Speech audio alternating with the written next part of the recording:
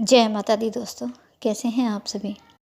दोस्तों, आज हम इस वीडियो में बात करेंगे 22 और 23 जनवरी 2025 के वृश्चिक राशिफल की। बात करेंगे कि जनवरी माह के ये 2 दिन आपके लिए कैसे रहने वाले हैं, और साथ ही दोनों ही दिनों के पंचांग की भी चर्चा होगी। ग्रह नक्षत्रों की स्थितियाँ जानेंगे क्या रहेंगी, इन 2 दिनों में कौन सा शुभ योग बनेगा, कौन सा नक्षत्र रहेगा, राहु काल का क्या समय है और ग्रहों की क्या स्थिति रहेगी, संपूर्ण चर्चा करेंगे। तो राशिफल जानने से पहले पंचांग की चर्चा करते हैं। तो पहले बात करेंगे 22 जनवरी की। 22 जनवरी बुधवार का दिन है। माघ माह कृष्ण पक्ष की अष्टमी तिथि है, जो कि दोपहर 3:21 तक रहेगी। उसके आगे नवमी तिथि शुरू होगी और इस दिन शूल नाम का योग बन रहा है।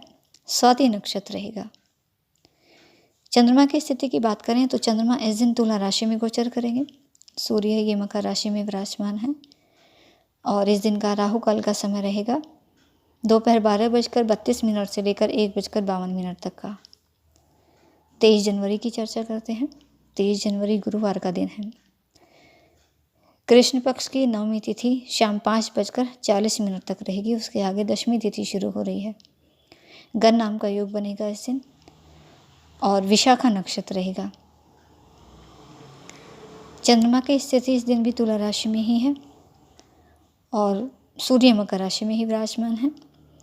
इस दिन का राहु काल का समय रहेगा दोपहर 1:52 से लेकर 3:12 तक का। तो कोई भी शुभ कार्य करे, नया निवेश करे या फिर नए काम की शुरुआत करें तो राहु काल में करने से बचना चाहिए, क्योंकि राहु काल में किया गया कोई भी कार्य शुभ फलदायी नहीं होता। तो ये 2 दिनों की ग्रह नक्षत्रों की स्थितियाँ। और अब बात करते हैं राशिफल की। जानते हैं कि ये 2 दिन आपके लिए कैसे रहने वाले हैं। तो इन 2 दिनों में चंद्रमा की जो स्थिति है आपके लिए पूर्ण रूप से अनुकूल नहीं कह सकते, क्योंकि 12वें भाव में चंद्रमा विराजमान है। 12वां भाव ये वैभव कहलाता है। आध्यात्म का भाव माना जाता है 12वां भाव। साथ ही विदेश यात्राओं का भी भाव है। तो इस समय परिस्थितियाँ कुछ आपके लिए प्रतिकूल रह सकती हैं, तो इसीलिए इस समय ध्यान देकर चलना होगा आपको। मन आपका थोड़ा चिंतित रहेगा। योग और अध्यात्म की ओर भी मुड़ोगे आप, और इसका आपको फ़ायदा भी बहुत रहेगा। किसी धार्मिक कार्यक्रम का हिस्सा भी बन सकते हो। ऊर्जा की भी कमी अपने अंदर महसूस करोगे आप, जिस वजह से काम में मन आपका कम ही लगेगा। लेकिन अपने काम पर पूरा फोकस रखें, मन लगाकर काम करें। शत्रु इस समय आप पर हावी रहेंगे, तो शत्रु पे भी नज़र रखनी है। शत्रु से सावधानी बरतें। कोशिश करें कि अपनी कोई भी गुप्त बातें, अपनी कोई भी राज किसी के साथ भी शेयर ना करें, जब तक आपका कोई काम ना बन जाए, कोई योजना आपकी पूरी ना हो जाए। हर किसी के साथ आपको शेयर नहीं करनी है। और जो बेवजह की ये चिंताएं आपको परेशान करेंगी, इसका असर आपके काम के साथ साथ आपके पारिवारिक जीवन पर भी पड़ सकता है, स्वास्थ्य पर भी पड़ सकता है, कार्य क्षेत्र पर भी पड़ेगा। तो इसलिए यहाँ इस बात का पूरा ध्यान रखें कि चिंताओं से खुद को मुक्त रखने का प्रयास करें, तनाव मुक्त रहने का प्रयास करें, और स्वास्थ्य का भी विशेष ध्यान आपको रखना है। स्वास्थ्य में गिरावट महसूस करोगे आप। चिंता और तनाव से बचने की हर संभव कोशिश इस समय आप करें। दूसरों के विवादों से बिल्कुल दूर रहें। फालतू के विवादों में तो बिल्कुल ना पड़े। क्रोध पर वाणी पर नियंत्रण रखें। शांत रहें और हर काम में धैर्य बनाकर रखें। काम के सिलसिले में मेहनत करने से और सही दिशा में प्रयास करने से इस समय आपको सफलता मिलेगी।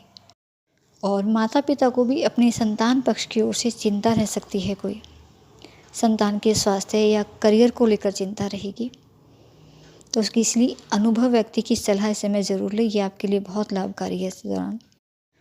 और अपने स्वास्थ्य के साथ साथ संतान के स्वास्थ्य पर भी ध्यान दें। संतान पर पूरा ध्यान इस समय आपको देना है। व्यापार व्यवसाय में स्थितियाँ आपके लिए थोड़ी सी नाजुक रह सकती हैं, तो संभल कर चलना है आपको। हालांकि कहीं से फंसा हुआ पैसा आपका इस समय रुका हुआ मिलेगा ज़रूर, यानी धन का आगमन तो इस समय बना रहेगा आपके लिए। लेकिन साथ ही फिजूल खर्च भी आपके बढ़ सकते हैं। खर्चों में वृद्धि इस समय देखने को मिलेगी, तो इसलिए खर्चों पर भी आपको नियंत्रण रखना है। और यात्राओं की भी योग है आपके लिए, लेकिन सावधानी से यात्रा करें। खासकर वाहन सावधानी से चलाएं। सबसे ज़्यादा ज़रूरी है कि आप अपने क्रोध पर, वाणी पर इस समय नियंत्रण रखें ही रखें। दूसरों के मामलों में कम बोलें। कोई भी आर्थिक रिस्क लेने से इस समय बचें। जुआ, सट्टा, शेयर बाज़ार में धन का निवेश करने से बचें। नुकसान हो सकता है, आपका पैसा कहीं फंस सकता है। और विदेश यात्रा के प्रबल योग इस दौरान आपके लिए बन रहे हैं। विदेश से लाभ का समय आपके लिए है। आपको पीआर के लिए अप्लाई करना है, वीज़ा के लिए अप्लाई करना है तो इस समय करें। इस समय कोई भी बड़ा धन का निवेश, महत्वपूर्ण निर्णय या किसी भी नए काम की शुरुआत बिल्कुल ना करें। उत्तम समय नहीं है आपके लिए। और इन 2 दिनों में आपके पैतृक संपत्ति के कोई विवाद हैं तो वो भी यहाँ उलझ सकते हैं और ज़्यादा। तो इसलिए बहुत ही सावधानीपूर्वक ये समय निकालने का प्रयास आप करें। शांति और धैर्य के साथ समय को निकालने का प्रयास करें तो परिस्थितियाँ इस समय बेहतर बनी रहेंगी आपके लिए। और अगर ज़्यादा प्रेशर काम का या किसी भी चीज़ का खुद पर महसूस करें तो किसी की मदद मांगने में इस समय बिल्कुल भी संकोच ना करें। किसी की भी सलाह लेने में संकोच ना करें। आपको अपनी सभी जिम्मेदारियां अकेले लेने की ज़रूरत इस समय बिल्कुल भी नहीं है। खुद पर बोझ डालने की ज़रूरत नहीं है, क्योंकि इस समय शारीरिक स्वास्थ्य के साथ साथ मानसिक स्वास्थ्य पर भी ध्यान देना आपके लिए ज़रूरी रहेगा। और इस समय अपने आर्थिक पक्ष को मजबूत करने के लिए, धन कमाने के लिए आपको नए नए तरीके मिलेंगे, कुछ नए रास्ते आपको मिलेंगे। जो भी मौका आपको मिले अपने हाथ से बिल्कुल ना गंवाएं, लेकिन गलत तरीका कोई भी आपको इस समय अपनाना नहीं है। अनावश्यक पराक्रम के कारण इस समय आपको जेल या कोर्ट कचहरी के चक्कर भी काटने पड़ सकते हैं। तो इसलिए हर तरह के वाद विवाद से बिल्कुल दूर रहें। राह चलते किसी से भी दुश्मनी मोल बिल्कुल ना लें। जहाँ पर भी 4 लोग इकट्ठा हों, ऐसी जगह का हिस्सा आप बिल्कुल ना बने। और छात्रों के लिए भी बात करें तो थोड़ा मेहनत का समय है, लेकिन मेहनत करने से रिजल्ट भी आपको अच्छे ज़रूर मिलेंगे। तो अपनी मेहनत को बढ़ा दें, एक फोकस के साथ पढ़ाई करें, पढ़ाई पर ध्यान दें। जो भी प्रतियोगी परीक्षाओं की तैयारियों में लगे हैं उन्हें अधिक मेहनत करने की समय आवश्यकता है। मेहनत आपकी ज़रूर सफल होगी, क्योंकि अभी ग्रह स्थितियाँ या परिस्थितियाँ कुछ प्रतिकूल ज़रूर रह सकती हैं, लेकिन जैसे ही ग्रह स्थितियाँ बदलेंगी, परिस्थितियों में भी बदलाव होगा, सकारात्मक बदलाव होगा और सकारात्मक रिजल्ट आपको मिलेंगे। और अनुकूल परिणाम प्राप्त करने के लिए भगवान का आशीर्वाद ज़रूर प्राप्त करें। ईश्वर में अपना ध्यान लगाएं।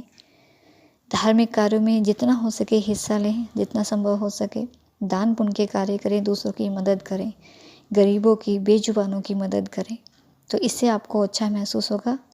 और कोई भी चर्चा हो, कोई भी बात हो तो पहले दूसरों की बातों को सुने और समझे ध्यान से, शांत रहकर, और दूसरों की भावनाओं की भी कद्र करें। उसके बाद ही अपनी प्रतिक्रिया आप दें। तो ये कुछ सावधानी, ये कुछ सकारात्मक प्रयास अगर आप इस समय करेंगे तो परिस्थितियाँ और समय आपके लिए अनुकूल रहेगा। हनुमान जी की आराधना ज़रूर करें। हनुमान चालीसा का पाठ नियमित रूप से किया करें घर से निकलने से पहले, किसी भी काम को शुरू करने से पहले।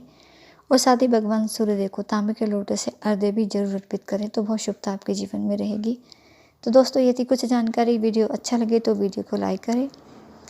चैनल पर अगर नए आए हैं तो चैनल को सब्सक्राइब जरूर कर लें। माता रानी आपका दिन शुभ रखे। इसी मंगल कामना के साथ जय माता दी।